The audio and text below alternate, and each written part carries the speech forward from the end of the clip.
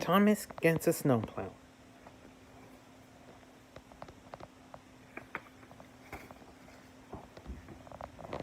Early one winter morning, Thomas rolled out of his shed to check the weather. It had snowed a little each day all week. It wasn't snowing just then, but the sky was gray and threatening. "Looks like we're going to have to get your snowplow soon, Thomas," said his driver.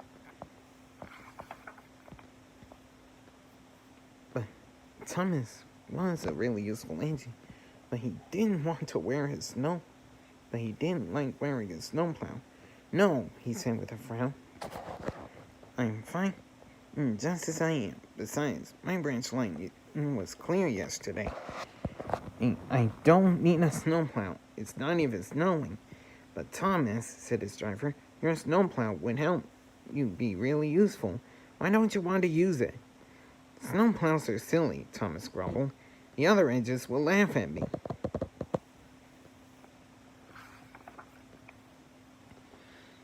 His driver looked up at the cloudy sky, then back down at Thomas. "Well, it isn't snowing yet," he said. "Maybe you won't need your snowplow today after all. But you haven't used it since last winter, and we need to make sure it's still in working order, so we're going to have to try it on." "All right," Thomas grumbled reluctantly. When he saw the snowplow, Thomas felt like steaming away.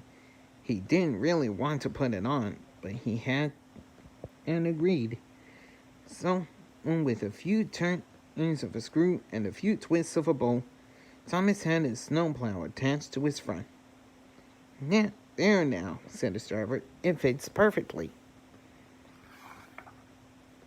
Just then, James and Henry pulled out of the shed and saw Thomas. "Ha! Look, Henry," said James. "Thomas is wearing his snowplow. It looks like a tin can. The two engines chuckled and chortled. "It's not even snowing. I wouldn't need a snowplow in this weather," Henry said. "I'm big enough to get through plenty of snow without one."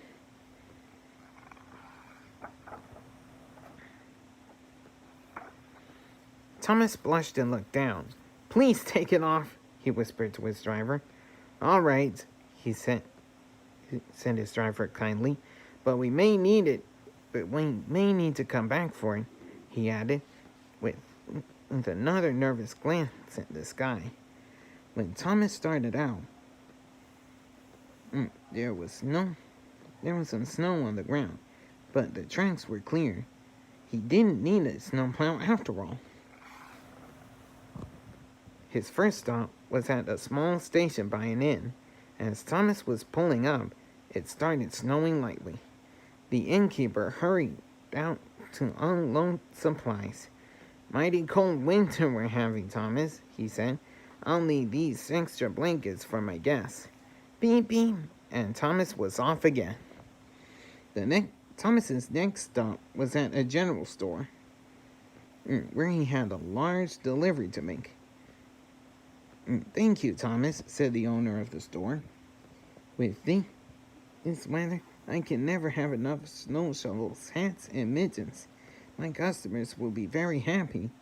Thomas smiled and peeped a farewell and was on his way once more.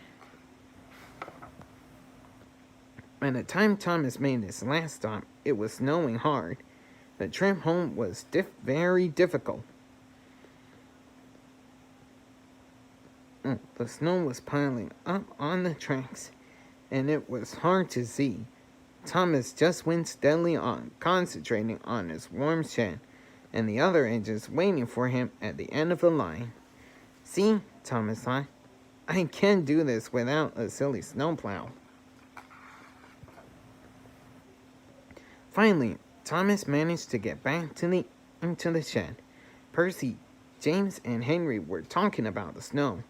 "I've never seen it snow so hard," said Percy. Suddenly, Sir Topham Hatt hurried in. "Toby is stuck in the snow." "Toby is stuck on his branch line," he said.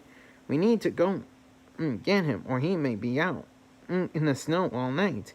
Henry, you're the biggest agent here, so you will have to do it.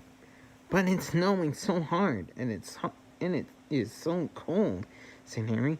Sir Topham Hatt gave Henry a stern look.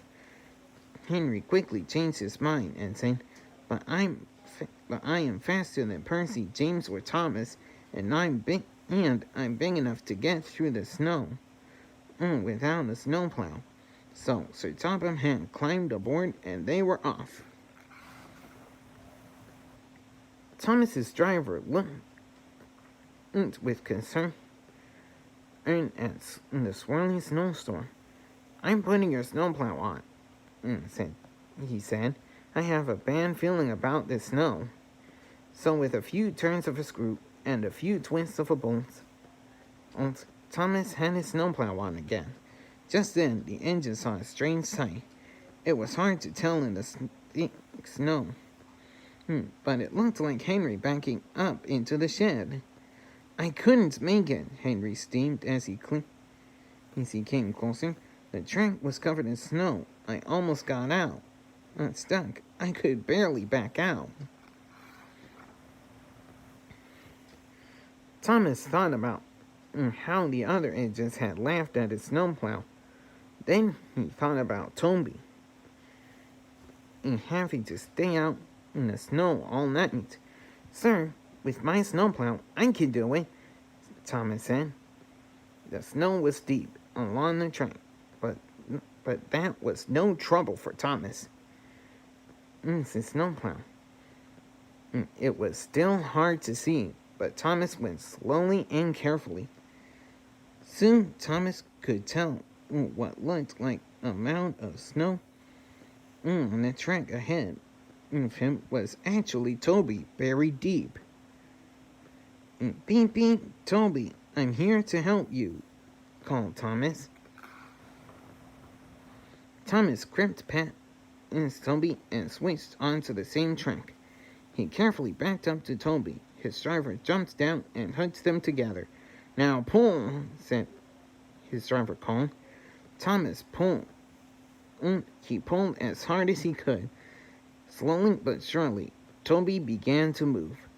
And slowly but surely, Thomas pulled Toby through the snowstorm. "Thank you, Thomas," said Toby. "I would have been out in the cold all night if it weren't for you and your snowplow. I wish the snowplow would fit over my cowcatcher." Sir Topham Hatt smiled and said, "Yes, Thomas, you are a really useful agent, and today you are a hero as well." Thomas beamed. For once he was happy to be wearing his snowplow. No one could see him blushing. The end.